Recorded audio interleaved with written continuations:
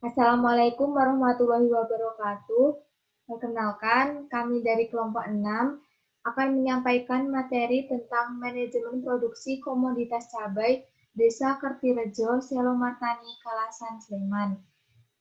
Kelompok 6 terdiri dari 3 orang. Yang pertama adalah Angelina Sitompul dengan NIM 135190020, dan yang kedua ada Deslita Sitohang dengan NIM 135190022, dan yang ketiga ada saya Lutfi Wardatul Muharomah dengan NIM 135190033. Komoditas yang dipakai oleh kelompok kami yaitu komoditas cabai rawit dan cabai keriting, dengan narasumber atau manajer yaitu Bapak Purnomo, dengan lokasi Desa Kertirejo, Selomartani, Kalasan, Sleman. Waktu observasi yaitu pada hari Selasa 20 Oktober 2020. Di sini kami akan menjelaskan fungsi-fungsi manajemen yang dilaksanakan oleh manajer, yaitu petani, yakni Pak Purnomo. Pertama adalah perencanaan produksi. Perencanaan produksi penting dalam hal pemilihan komoditas dan pemilihan lokasi produksi. Yang pertama, pemilihan komoditas. Alasan mengapa Pak Purnomo memilih cabai rawit merah dan cabai merah keriting. Yang pertama adalah merupakan hobi bertani, kemudian ditinjau dari risiko yang tidak terlalu tinggi, lalu daerah produksi dan pemasaran yang sudah cukup baik. Kemudian pemilihan lokasi produksi itu alasannya mengapa di Desa Kertirejo, karena merupakan aset lahan yang dimiliki satu-satunya dengan luas lahan sekitar 1.400 meter persegi. Lahan ini merupakan lahan bekas tanam padi. Kemudian ada saluran pemasaran. Jika ditinjau dari saluran pemasaran, hasil panen cabai ini akan diberikan petani atau manajer kepada pengepul nantinya. Jadi bisa dikatakan dalam proses perencanaan saluran pemasaran sudah cukup baik. Kemudian di sini ada tenaga kerja. Tenaga kerja yang pertama tenaga kerja mesin dan tenaga keluarga. Pertama, manajer sudah melakukan pembajakan pada lahan produksi dengan menggunakan tenaga mesin. Biaya yang digunakan adalah sebesar Rp800.000 untuk pembuatan bedengan. Kemudian tenaga kerja keluarga, mulai dari tanam, perawatan, pengawasan, panen, dan distribusi itu merupakan Pak Purnomo dan istrinya. Fungsi selanjutnya adalah fungsi pengorganisasian input-input dan sarana produksi. Pertama, dari sumber modal, berasal dari petani sendiri, yakni dari hasil panen usaha sebelumnya, yaitu padi. Kemudian ada pengadaan bibit. Pengadaan bibit dibuat sendiri oleh petani sebanyak 3.000 bibit. Selanjutnya ada pengairan. Sudah tersedia sumur di areal kebun yang dibuat sendiri oleh petani atau Pak Purnomo.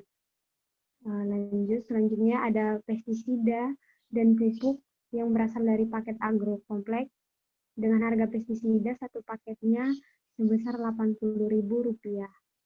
Kemudian pupuk organik, yakni POK dan harmonik, serta MPK.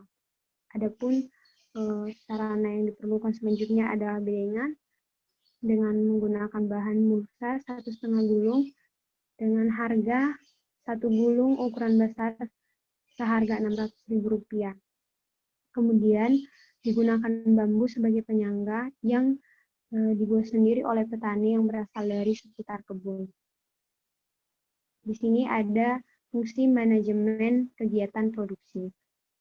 Yang tahap pertama itu ada penjadwalan. Yang pertama, semprot daun dan bunga sebanyak 1 kali seminggu pada hari Rabu. Kemudian ada pemupukan dengan teknik kocor sebanyak 1 kali seminggu. Lalu, ada jadwal penyiangan yang disesuaikan dengan kondisi gulma. Pengawasan produksi. Jadwal dijalankan sesuai waktunya, mengingat kerugian yang mungkin ditimbulkan. Kemudian, kontrol perhitungan pengeluaran pendapatan. Evaluasi produksi. Melihat kondisi tanaman dan faktor-faktor produksi lain dan lingkungan yang berpengaruh pada tanaman. Dari diskusi kelompok kami, dapat disimpulkan bahwa 1.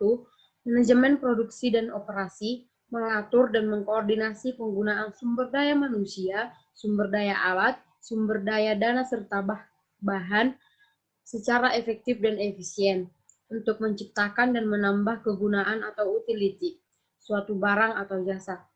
Petani menjadi manajer dalam usaha tani penting untuk menjalankan manajemen sesuatu sesuai dengan fungsi-fungsi yang ada. Yang kedua, manajemen produksi dalam yang dilakukan oleh pemilik atau manajer komoditas cabai di desa Kertirejo. Yang pertama itu perencanaan. Pemilihan komoditas dipertimbangkan. Persiapan saprodi yakni memasok sebagian kebutuhan pertanian dari toko agrokompleks. Yang kedua itu pengorganisasian input-input dan sarana produksi. Modal sendiri melakukan penjadwalan, pengawasan, evaluasi, dan pengendalian produksi.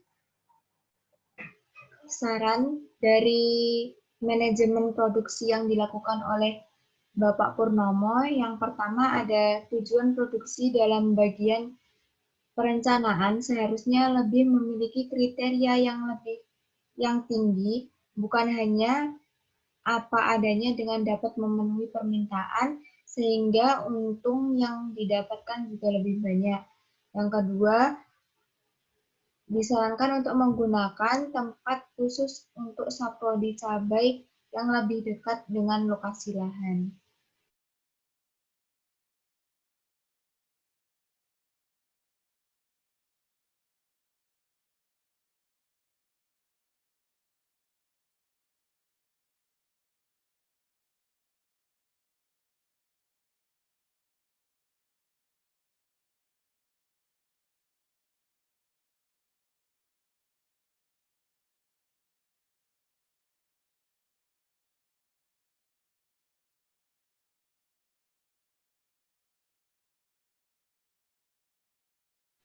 Sekian presentasi dari kelompok kami. Apabila ada kurang lebihnya, kami mohon maaf.